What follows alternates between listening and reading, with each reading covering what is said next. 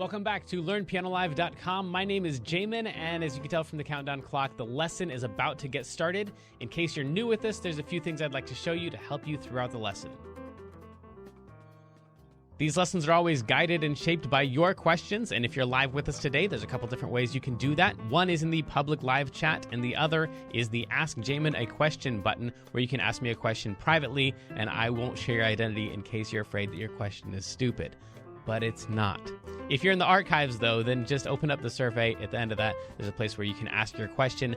I will say I frequently get questions from students in the archives watching a lesson from 6 months ago, and I have no idea what they're talking about. So please try to be as specific as possible. If you're watching this at LearnPianoLive.com, there should be a PDF and an MP3 button right next to this video. The PDF will often have additional video links inside, so you can get more in-depth instruction on each of the topics. And if you're the kind of person who likes to print out the PDF so you can make the same notes on your physical version as I'm making during the lesson, now would be the time to do that. The MP3 is just a play-along track so you can practice more after the lesson. In traditional lessons, a teacher is going to actually present some new concept for maybe 5 or 10 minutes every couple weeks. The rest of the time is going to be spent applying and refining those concepts. Well, here I'm spouting off hours of new information every week, so it's totally unreasonable to expect you to actually absorb all of that. Instead, the goal of these live lessons is for you to find some little nugget of something that makes sense, but is a bit of a challenge, and for you to go practice it, because practice is where all the improvement's gonna happen. So don't feel bad if you have to leave the live lesson when you find that little thing that you're gonna practice. And of course, if I'm going too fast, you can always rewind the live lessons or replay in the archives as much as you want. If these live lessons start feeling random or meandering, it's because they are, on purpose. So if you're the kind of person who wants classical training with a step-by-step method, then you're going to want to check out Kloppel Academy on the website. It's included in your live lesson subscription, so you can do both or either. And the upper levels are seriously hard work, but it's going to take you all the way from ground zero, all the way up to being ready to enter any major music college as a piano major in classical or jazz. And finally, it's most people's favorite. This is application, where we take the past concepts from other live lessons and we see how they apply to an actual, real song that already exists. And since there's like 1,000 different ways to play any song, you're just going to work on the version that is appropriate for your level. So that might just mean playing one note at a time for right now. Or maybe you're working on chords or covering the full song. Or maybe you're just seeing how the song breaks down so you can better write and transcribe your own songs in the future. But whatever your level is, the goal is not this song. So even if you don't play the whole entire song, you'll get better by even attempting a little bit of it, and attempt it we shall.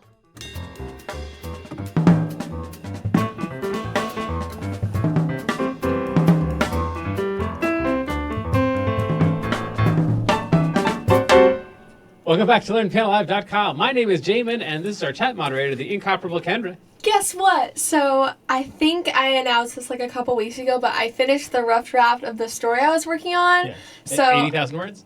Yeah, yes. And then I just started a new one because I was on this website and it was like, oh yeah, you should just leave your old draft alone for like a month and then come back to it and reread it. So I was like, okay, but in the meantime, I still wanted to write something. Right. So I started a new fantasy story. My other one was contemporary. Okay. So I'm switching things up. We'll see how it goes. I don't know what that means, but They're like genres. Like contemporary is like, you know, real world, like situation, and fantasy is not. Okay. That helps. Why not? So yeah. I know that's good advice for writing music usually. Like just write something and then just like leave it alone for a long time, then come back and listen to it and see if you still like it. Or for doing recordings and stuff too, because you can get really detailed about like, well, I want to change that now, I want to change that note in recording, and then like you come back to it later. And both ways, like you think, oh, that was the one, and you come back to it a month later, like, actually, that wasn't very creative at all, or the other way around. Yes. So, yeah, probably good advice. Well, let's talk about this song, Perfect, and it's really, really, really, really long. So I'm going to recommend that you only try a small section of it, but I'll play the whole thing for you. Let me give you an idea of what the melody is going to sound like. In case you haven't heard this before, this is Ed Sheeran's song.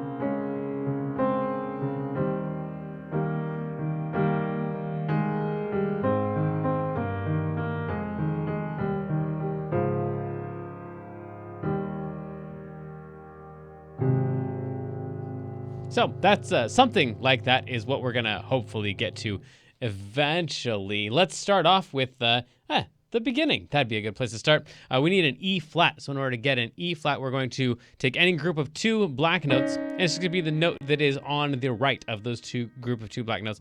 Don't take a group of 3. That's going to get you to a B flat. We're not interested in that yet. So an E flat is going to be the upper one of those 2 black notes, and I'm probably going to stick with this one for right now because we're going to have to go down a lot lower. So we were just, all 3 of those are all E flat. So we were just, and then kids is an F. So this was an E flat because it was slightly lower than this note, which is an E.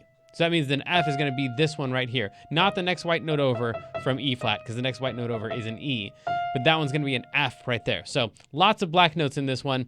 Can be tricky to name. It actually makes the song easier to play if you weren't paying attention to any of the names of the notes and someone was just showing you how to play it. Usually playing a bunch of black notes is easier, but in naming them, it gets a little bit tricky. So E flat, E flat, E flat, F, and then we're going to have to jump all the way down to a C, which would, if this is an F, that'd be an E and a D and a C. So skip over 2 notes and you'll be on that one. Maybe that's enough. Maybe that's the assignment for you for right now. If this is your first song, the first thing you've ever attempted, we were just kids when.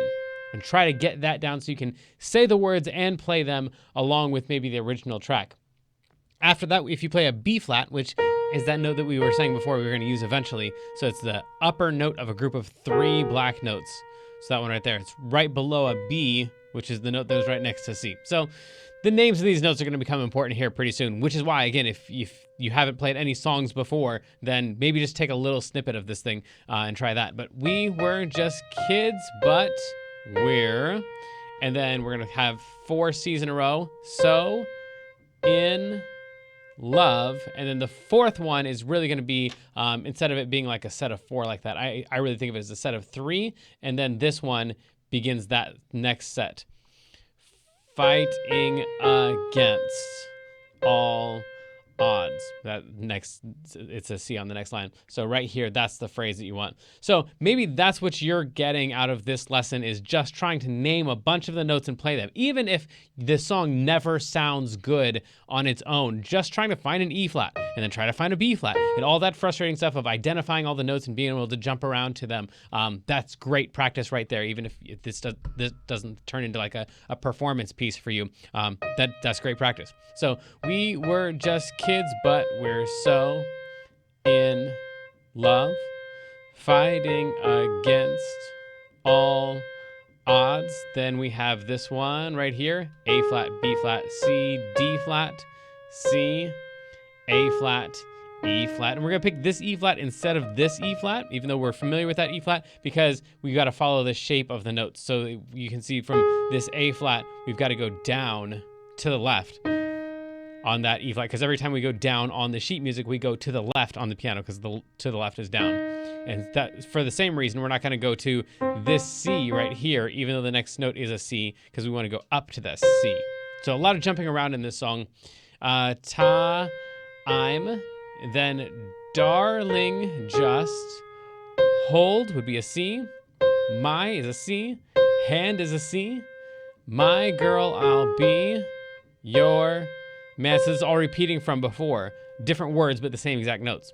I see a future in your eyes. And this one right here is not repeated, because last time we went D flat, C, A flat, E flat. We went C, and on this one it's the exact same phrase, but we ended on a B flat. That would be plenty for most people to attempt right there. Just that chunk of the song, that's like verse 1. If you want to go into the pre-chorus, then we'd have Bay, B, and I'm reading from right here. I'm, and then same thing here. We got an A flat and an A flat, but it's not the same A flat, because obviously that second one is way higher. I'm gonna jump down here so you can see Bay, B, I'm, jump up to A flat, G, F, G, C. Lots of jumping around.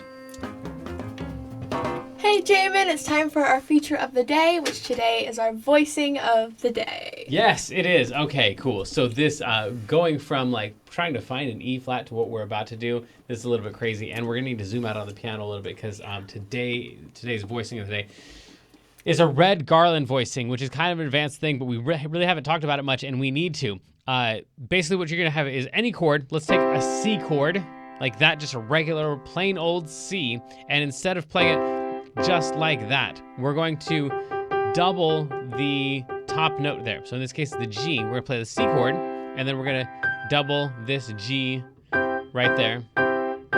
And then we're gonna add one more note in the right hand. So the left hand's all done. We're gonna play these, whatever notes we would play for that chord. We would double up the top notes of the left hand, and then we're going to add into here the second note from the bottom in the left hand. So the second note from the bottom in this case is an E. So we'd play this note right here. That'd be like a red garland voicing for this C triad. Now, I say second from the bottom because in some cases you're playing more than one note or more than three notes, in your left hand for a chord. So there'd be times where you'd play like all of those notes. So we'd play like all of those. And in that case, we can't just play the middle note in the left hand. So if you have more than three notes, it's always the second from the bottom in the left hand. So we'd double up the top note here. And this would look like if you're in Classical Academy level 3 or higher, this looks like a C major 9. If you're in Classical Academy level 1 or 2, this looks like an E minor. So we double up the top note, and then we would take the second note from the bottom, in this case, that note right there, and we play all 7 of those notes. So it's a 7-note voicing.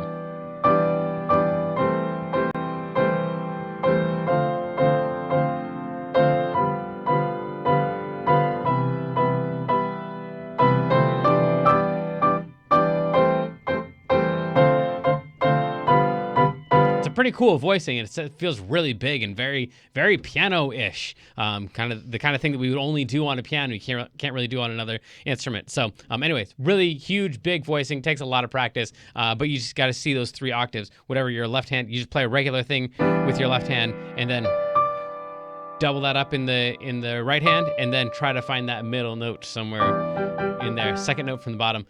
It's a lot to think about. If that was all way too much, don't worry. We're going to be getting right back to these simplified notes right after this short break. So sadly, the lesson preview has come to an end, and it's time to say goodbye to everyone watching the free streams. Of course, paying subscribers at learnpianolive.com can continue watching this lesson and several hundred others like it in the archives.